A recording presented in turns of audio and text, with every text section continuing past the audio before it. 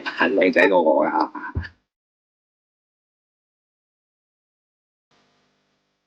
其實同一個編劇嚟嘅真係，我都問佢：知點解我有叫識拍嘅？佢真係咁啱得咁巧嘅喎，唔係特登，佢真係個緣分。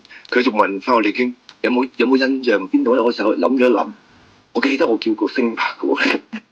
咪前文追記咯，咪又係我寫嘅咯。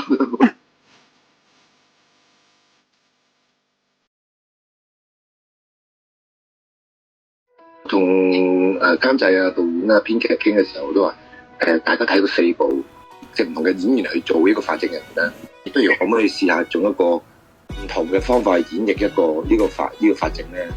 即係社交恐懼嘅，即係唔中意同人去一齊相處嘅。孤獨你未食㗎？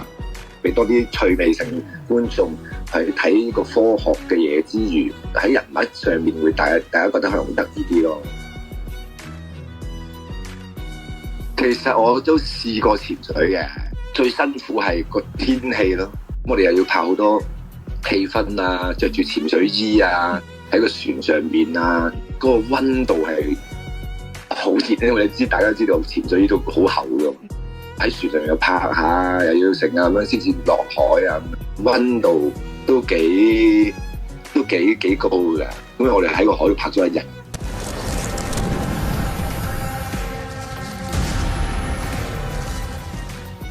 即係離開咗無線咁多年，跟住第一次翻去拍，我覺得大家都進步咗好多。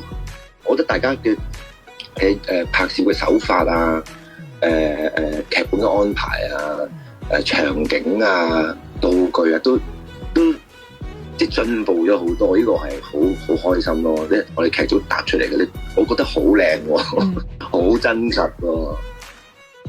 以前即係拍戲都會真係冇得瞓啊，比較辛苦啊，即係日接夜，夜接日啊。咁而家係好咗好多嘅。我放《溏心風暴3》嘅時候，真係10幾日冇得瞓嘅。唔使拍你個鏡頭嘅時候，你咪搣晚唞一唞咯。收工翻屋企沖個涼，可能真係瞓1個鐘頭，跟住就起身就開工噶啦。